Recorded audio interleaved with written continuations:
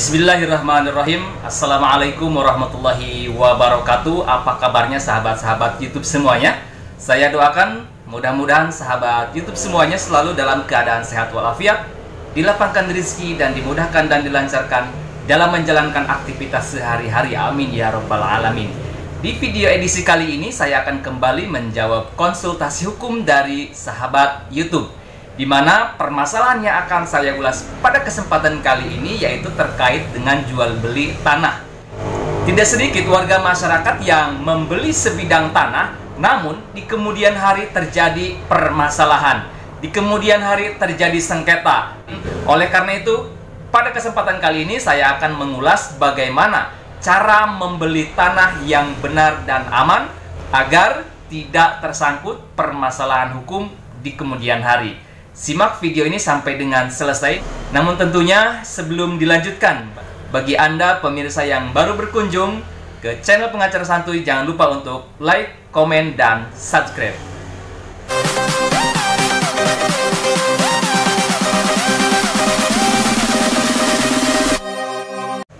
Baik sahabat-sahabat YouTube semuanya, terkait dengan bagaimana sih cara kita untuk membeli tanah yang benar dan aman.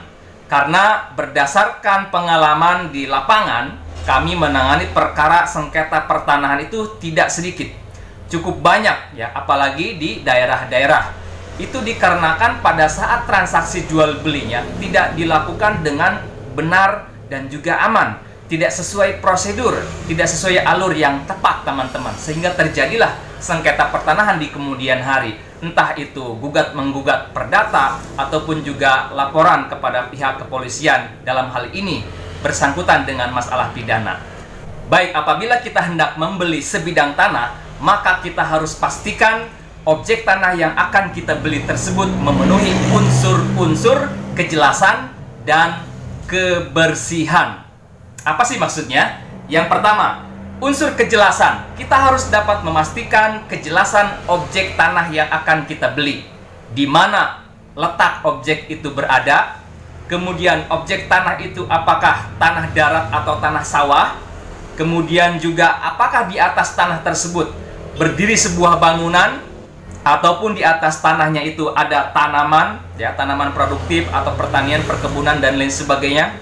Kemudian kita harus bisa pastikan luas tanahnya itu berapa, batas-batas tanahnya mana saja. Jadi kita harus survei langsung ke tempat atau objek tanah yang hendak kita beli tersebut.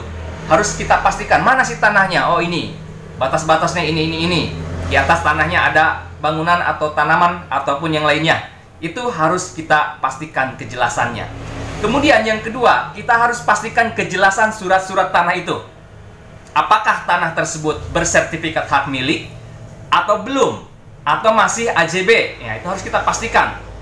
Kalau misalkan itu sudah bersertifikat hak milik, maka kita juga harus pastikan kejelasan sertifikat tersebut sesuai tidak dengan objek tanah yang akan kita beli.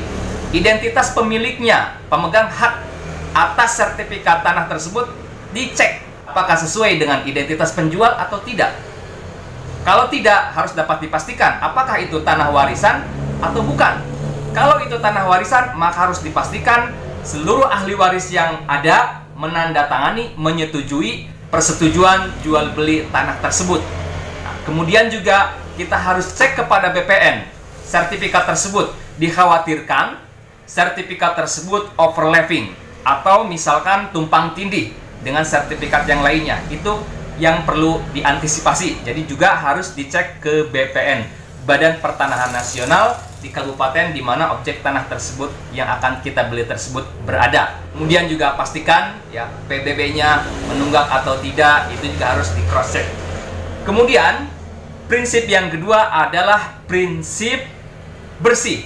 Nah, bersih ini maksudnya bersih dari sengketa, bersih dari permasalahan persengketaan. Oleh karena itu, sebelum kita membeli tanah, pastikan si penjual tersebut memiliki surat keterangan tanah tidak sengketa yang dikeluarkan dari kelurahan ataupun juga kepala desa setempat. Kemudian selain itu juga kita harus mengetahui Ya, si penjual itu memiliki surat keterangan riwayat tanah, asal muasal tanah tersebut dari mana, ya, peralihannya dari mana saja, itu juga harus dapat kita pastikan. Biasanya surat keterangan tidak sengketa, kemudian juga surat keterangan riwayat tanah itu bisa didapatkan dari kantor kelurahan atau desa setempat, yang biasanya itu adalah kewajiban si penjual sebelum menjual tanahnya tersebut. Jadi harus dipastikan tanah yang akan kita beli itu bersih dari sengketa. Itu ya prinsip kebersihan. Kemudian juga terkait dengan transaksi, ya, lakukanlah transaksi tersebut dengan transparan. Kemudian juga ada bukti-bukti transaksinya, baik itu kwitansi ataupun juga perjanjian jual beli. Kalau misalkan ada tahapan pembayaran, disebutkan di dalam perjanjian itu tahapan pembayarannya seperti apa dan bagaimana, itu juga harus dipastikan. Kemudian teman-teman, ketika Anda sudah dapat memastikan bahwa tanah yang akan Anda beli tersebut sudah memenuhi unsur-unsur kejelasan dan unsur-unsur kebersihan, kemudian transaksi dilakukan dengan bukti-bukti yang kuat, kemudian selanjutnya Anda bisa langsung membalik nama sertifikat hak milik tersebut. Jadi jangan ditunda-tunda. Kalau tanah yang Anda beli itu sudah bersertifikat hak milik, segera lakukan balik nama sertifikat, ya, balik nama sertifikat tanah tersebut dari penjual kepada Anda selaku pembeli. Kalau misalkan tanah yang Anda beli itu hanya baru AJB saja atau baru memiliki AJB saja, maka juga jangan ditunda-tunda untuk segera melakukan proses pendaftaran tanah untuk dapat mendapatkan sertifikat hak milik atau SHM. Begitupun kalau misalkan tanah yang Anda beli belum juga ber-SHM atau belum ber-AJB tapi masih girik dan lain sebagainya, maka itu pun harus segera diproses pendaftaran ke Badan Pertanahan Nasional agar di kemudian hari tidak terjadi sengketa, agar di kemudian hari tidak terjadi permasalahan-permasalahan hukum yang berkaitan dengan pertanahan. Itu tips yang dapat saya sampaikan pada kesempatan kali ini, bagaimana cara membeli tanah yang benar dan aman. Mudah-mudahan ini bisa berguna dan menambah wawasan kita, baik bagi Anda yang memiliki niat untuk membeli tanah ataupun kita masyarakat umum yang tentunya apabila kita mengetahui hal ini, maka sengketa pertanahan akan dapat diminimalisir. Itu yang dapat saya sampaikan pada kesempatan kali ini. Saya Advokat Bung One dari channel Pengacara Santuy mengucapkan terima kasih atas perhatian Anda. Jangan lupa like, komen, dan subscribe channel Pengacara Santuy. Assalamualaikum warahmatullahi wabarakatuh.